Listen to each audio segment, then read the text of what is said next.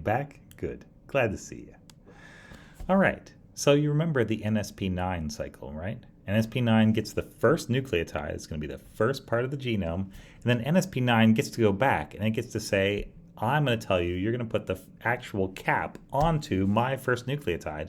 And it gets to be involved in both those things. It's like number one and then goes back to the front of the line and gets to be number one again. Yeah, pretty cool. Yeah. Pretty pushy, actually. I don't know. NSP9. Yeah, look at yourself. See what you're doing. So, the 5' nucleotide, is here. So this is the normal way that a cap is going to be added. So any messenger RNA that gets a cap is actually going to be acted on by 4 separate enzymes. And those enzymes are a terminal phosphatase, so TERMINAL phosphatase. Or here it's saying it's a triphosphatase. It takes off the third phosphate, or terminal phosphatase. It takes off the last phosphate, which is the third one. So they both mean the same thing. They have the same abbreviation. Yeah, it's one of those where the abbreviation is said differently in different people's minds, but it actually means the same thing. So don't sweat it. So you start out with RNA, and it's got 3 phosphates on the end, at the 5' end, actually. Now, for the next steps to happen, we actually can't have 3 there. We need to have 2 there, exactly 2, no more, no less. So terminal phosphatase comes along, and it snips off the 3rd phosphate and says, here you go. I'm going to set things up. After, terminal phosphatase takes off 1 phosphate. That's our little red P in a circle here. Then we have a nucleotide. And so this is going to be the first nucleotide of the RNA, and then this sort of string down here, this is showing you the rest of the RNA. So the capping process can only happen after we've started to make the RNA. Now, it can happen while you're making the RNA. It just has to be after you've kind of started and gone some distance. We don't know the exact distance, and there may not be an exact distance. It may just be that the one happens and then the other happens kind of whenever. Yeah, and it probably works either way. Next step is we've got to add the cap nucleotide. Now, a cap is a GTP, but whereas most of the time GTP is hooked up, like the 5' end is hooked up to the 3' end of the base before, and so on, like RNA and DNA. The cap is different. It's flipped around, upside down. And so the 5' end of the GTP is attached to the 5' end of the first nucleotide. It is what they call a 5' to 5' linkage, which is weird. But it works. And so we join this on, and so we have 2 phosphates that were left. This is after terminal phosphatase shaves off the 3rd one. And then we bring in 3 more phosphates, and we're going to keep 1 of those and get rid of the other 2. So we'll lose pyrophosphate, which they don't show it going off, but it does go off. And boom, then you have 1, 2, 3 phosphates, and the 5' end of this is hooked up to the 5' carbon of that, and that's 5' to 5' linkage. And so that is going to be the cap. Now, it's not the cap yet because there's still some stuff that's got to happen. It's got to get a methyl group added right here. And to make it a good cap that doesn't get the virus killed instantly, we have to add another methyl group over here on the first nucleotide. I call it the first nucleotide because it changes. In some viruses, it's an A, sometimes it's a G. Those are the 2 that are common, but doesn't matter. It can work with any of those. This one, though, the cap is always a G nucleotide.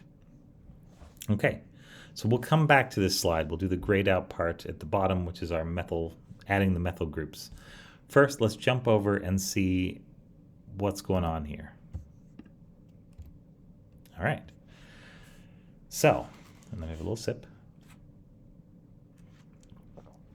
Refreshing. All right. So, we've got an enzyme here, and it's doing great. This is the NERAN, which, as you remember, is part of the same protein as the polymerase. So they're both in this big thing called NSP12. And you remember NERAN's best friend, right? NSP9, always coming over, always hanging out. So this is NSP9. There's the N terminus, the amino terminus of NSP9, because you remember, that's where we do stuff. And so you remember that we add nucleotides onto there. And so this is what we do for... actually, no, yeah, this is only talking about the capping part. So NERAN puts nucleotides on NSP9. It puts them on right there. That's what it does. So that's what it's showing here, I guess. Then what happens next is that right down over here. So we have the RNA, the elongating RNA, and it's attached to NSP9. It's attached to the first amino acid, which is asparagine number 1. So that's ASN number 1. So asparagine number 1 gets a nucleotide put on it, which is probably, well, who knows? In this case, they're saying it's an A nucleotide. And why not? Why the heck not?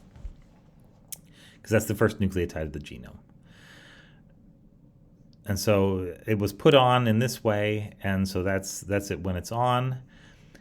The NERAN has a little pocket in it, so it can hold on to, in its secret little pocket, a GTP. And the GTP sits in there kind of backwards so that its phosphates would be sticking out. Now, at some point after the NERAN has added on this little part, the first nucleotide, and sort of after we've started to extend it, and it may be NSP8 that's doing that extending, then the NERAN is going to do a little switcheroo. It's going to swap, and it's going to use the phosphates from this G nucleotide, GDP. So it's a GDP rather than a GTP. And it's going to attack at this phosphate and attack in the chemistry sense. So it's going to try and form a bond. Phosphate's all full. It's got all the bonds it needs. And so if you're forming one, then you got to break one. And so attack by the second phosphate of GDP onto the phosphate that is the linker between NSP9 and the RNA. That's what's going to lead to basically this little nitrogen getting its electron back. And that's going to break the bond. And so here it is with the bond broken, and now we have attached a G nucleotide backwards via 3 phosphates to an A nucleotide. So that's the 5' to 5' linkage. Yeah. And it says after that, there's going to be some methylation that gets done by NSP14 and 16. And boy, is that right. But yeah, we just wanted to show the little switcheroo. Yeah, so it's got, it's like a little magician. It's got, it can put a nucleotide onto NSP9, like an A nucleotide in this case, and then it can swap. And it's got a little G nucleotide in its pocket. And it can say, now we'll add this on to the end, but backwards. There you go. All right, so let's go back to the world. After we've done that, so this is, we're adding a GMP effectively, although it's a GDP that we add, but we're going to lose one of the phosphates when we do that. Yeah, guanylylation is the fancy word for that. So that's GUANYLYLATION. Yeah. Heck of a biology spelling bee we got going on here. Next step, we've got to put these 2 methyl groups on. And so an enzyme that transfers a methyl group onto something is called a methyl transferase, because the A's means enzyme, and the methyl and the transfer are what's happening and what's the thing that we're transferring. And so you'd think, surely one enzyme can methyl transfer 2 different methyl groups, but you'd be wrong. Yeah. Coronavirus actually has to have 2 separate enzymes, one to transfer each of these methyl groups. The first methyl group here on the first structure is going to be transferred by NSP14, and it has a methyltransferase activity, and it's called an N7 methyltransferase activity, because there's a nitrogen at position 7, and that's where we add it. So first we put on the N7 methyl group. This can now be translated. So the ribosome is looking for an RNA that has a poly A tail and a cap. And by cap, I mean backwards G with 1 methyl group standing up on it. That's enough. The ribosome is satisfied with this. But there are lots of other detectors in the cell, like little secret police that are watching to see if there might be a virus loose in the cell. And those will raise an alarm, basically. They'll start the intracellular immune response if they detect something like that, a miscapped RNA. And so the virus has to go one step further. It has to make the RNA perfect, the RNA cap perfect. So it does that by adding an extra methyl group right here onto that first nucleotide, which is an A in the case of SARS-CoV-2, but is a different nucleotide depending on what we're making. Yeah. And on different viruses, it's different. Yeah, and so yeah, that second one on there, this one is called a 2'O methyltransferase, whereas this one was an N7 methyltransferase that works first. And at the second position, there's an oxygen, and that is where we put the methyl group. That's the entire mystery behind that name, solved. And so it's at that's 1' with the base, that's the 2' position, which is where the hydroxyl would normally be for an RNA, but instead of a hydroxyl, we have a methyl now. So we have methylated that thing. 2'O methyltransferase. There you go. All right. Both of these methyltransferases are dependent on S-adenosyl methionine. That's the SAM thing right here, and here's it spelled out, S-adenosyl methionine.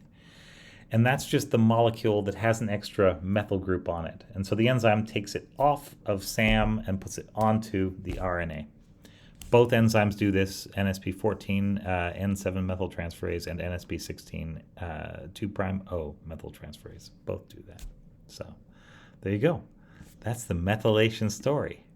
It's a lot of work, honestly. And a lot of viruses that we meet later on in the course do not go in for all this work. They basically find ways to shortcut this process, but not coronavirus. Coronavirus, like I tell you, is a blue-collar virus. It works for a living. Yeah, it needs to make a cap. It's going to bring its toolbox with all 4 tools in it. It's going to make its own cap. Yeah, that's a corona. You've got to respect the corona. All right, yeah. So here we are, back at this. What happens after I make the RNA? The answer is after you make the RNA, then the RNA is eventually going to get stripped off by the thumb part of the helicase. It's just sort of peeling off those positive strands, so we don't need those anymore. And it's able to recognize positive versus negative by the sequences at the 5' and 3' UTR. So when I said there were sequences there that were important, this is the polymerase holding on to them, and the helicase recognizing them, and somewhere between those two, they're recognizing and saying, you're a positive strand, get out. You're a negative strand, come on in. Let's go for another run. And so, yeah, you only have a couple of negative strands in there. There aren't very many in a cell, but you copy them over and over and over again. It's just an obsessive little polymerase, helicase, NSP 7 and 8 duo, trio, whatever, quartet. Yeah, and they go wild. The RNA then lines up on the pore. And we don't know how this process happens, but the RNA is going to be pulled through the pore somehow. And so we don't know if it's using ATP, for example. That seems likely, but yeah, not known at present. Once it comes through the pore, waiting on the other side are nucleocapsid proteins. So this is the N protein. N of the virus. And that's going to stick all over the RNA that's coming out because it protects it. N is there to protect our little virus. And so we don't know if the N is finding this new RNA because the N lines up on the pore. That's possible. We don't know if there's a special sequence on the RNA that makes the N just bind to it, but there's a whole bunch of different sequences because it's a 30,000 base genome, and so I don't know. I don't know how that would work. But yeah, it happens. Yeah, that's all we can say so far. And ask me next year, maybe we'll have more answers. I don't know. Yeah. So here's the whole shebang, whole little process. Or rather, this is the proofreading part of the process. This is the thing we didn't really cover, but it's pretty cool, so let's mention it. So we said a little while ago, I think an entire video ago, that if the polymerase, the NSP12 RDRP, the main polymerase, makes a mistake, puts in the wrong nucleotide. Oh well. With most viruses, that's the end of it. They've got a mutation and they're potentially a little closer to the error threshold. Maybe they go over the edge. But when you're a bigger virus like a coronavirus, you have to be more careful because sort of one mutation in an entire genome can kill the virus. And as you get a longer genome and you have a fixed mutation rate, fixed rate of errors, it becomes more likely that you put in an error and just, destroy the genome. So in order for viruses to get bigger, they have to have extra proofreading capabilities. This is what we think. And so this is that. We've got the helicase up here. So this is the thumb of the helicase sticking up. And here's our polymerase. Our active site of the polymerase is right down here. And so it's going to, in both cases, put in a nucleotide. So if it puts in the right nucleotide, that's shown right here. It's base paired with this one in the template.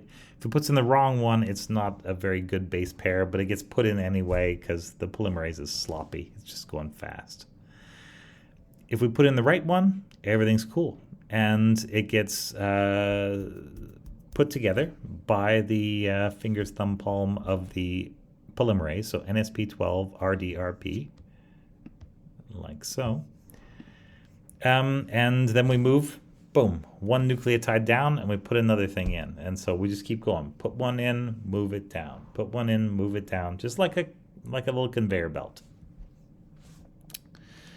But what if we put in the wrong thing? If we put in the wrong thing, then the thumb has been kind of hanging back. The thumb's been sort of sitting back, not really doing anything, not really engaging in the process. As soon as the wrong nucleotide goes in, this creates some kind of signal that ripples through the polymerase, probably because you've got a nucleotide that doesn't really fit against the thing it's supposed to fit through. We think NSP8 may be sort of checking the size here, and if you put something in that doesn't really fit, then maybe NSP8 sort of pushes on something. Anyway, the helicase is going to shift over, and the thumb is going to, boom, come down. The thumb will then grab onto the RNA, and it'll actually pull it back just a little bit.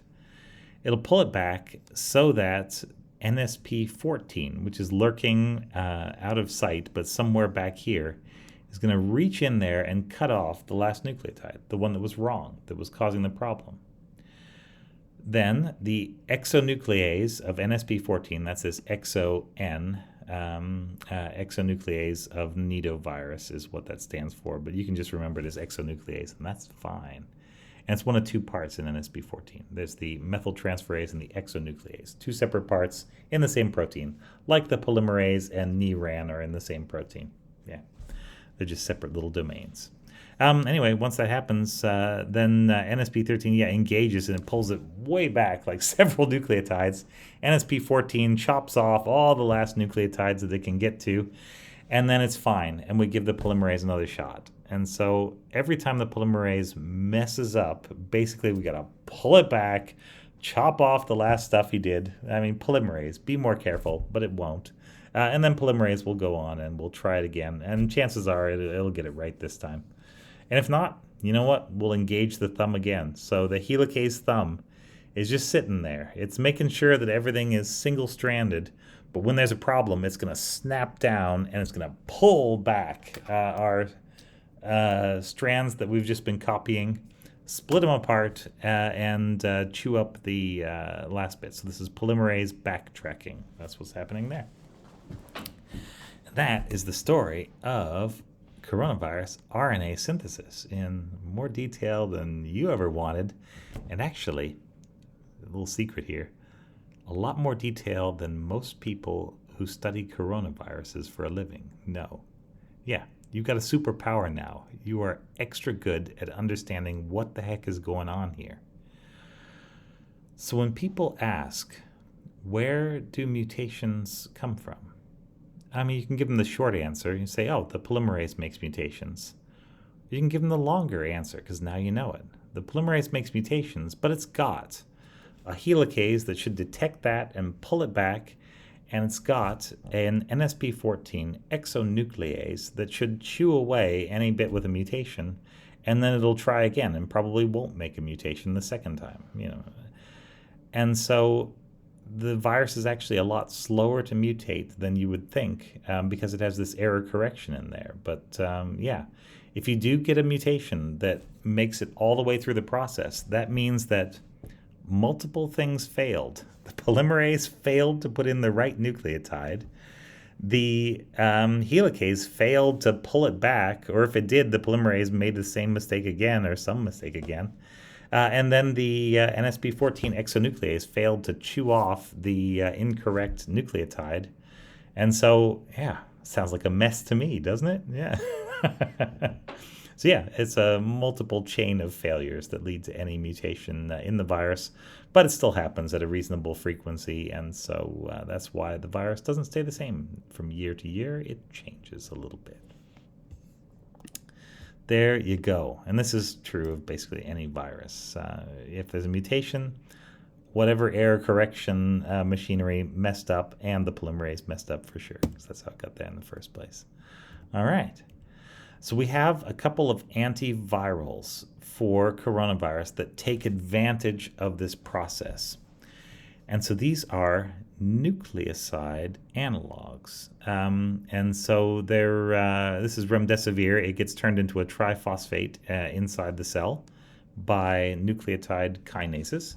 And this is molnupiravir, and it's going to get also turned into a triphosphate. Each of these looks like one of the nucleotides. So this one looks like a purine nucleotide. This one looks like a pyrimidine nucleotide. Pretty close. And the neat thing is that when these are incorporated, they do different things.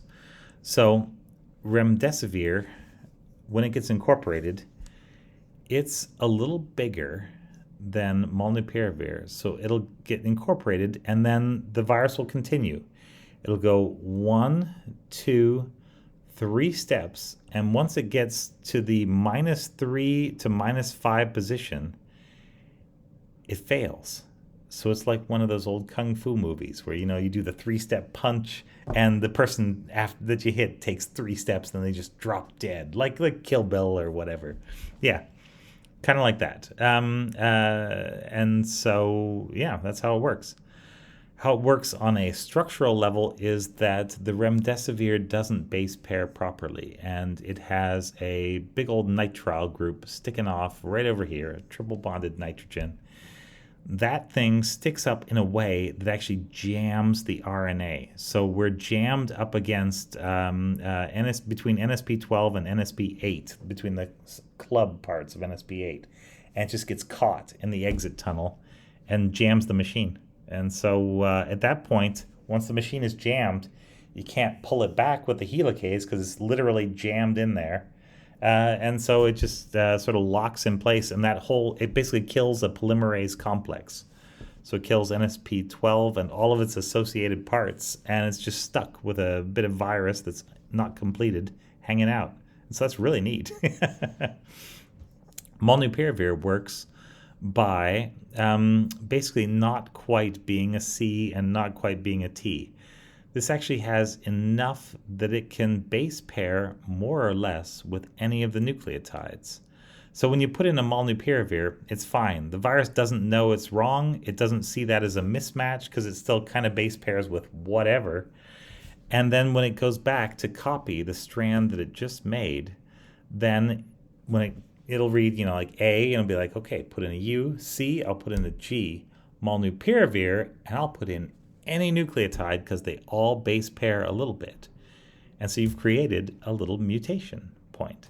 And every single time you translate from, or you copy from a template that has a molnupiravir in it, you will put a random nucleotide at that position. And so that's really cool, right? Yeah. And so basically you force this virus, which is investing a lot. NSP 13 and 14 are there to be very, very careful and make fewer mistakes. And you force the virus to make mistakes that it doesn't want to make. And that, because the virus is operating very close to its error threshold, that leads to lethal mutagenesis. And so, yeah, just by forcing the virus to change a little faster than it would like, you kill it. Stone cold dead. Really cool. Yeah. So those are the two of the drugs rather that are approved for the treatment of SARS-CoV-2 infection, which is called COVID-19. There you go. So, all right. Thanks very much. That has been all of viral replication for coronaviruses. A lot of stuff in there. You might want to rewatch a couple of these because they're complex, but it's kind of cool. You can see things working at the molecular level, and it's a real complete picture. You can see how every last little bit of this happens, mostly, although a couple of gray areas where we don't understand yet that I pointed out. So there you are. Thank you very much for sticking through to the end of this one. All right, see you in the next one.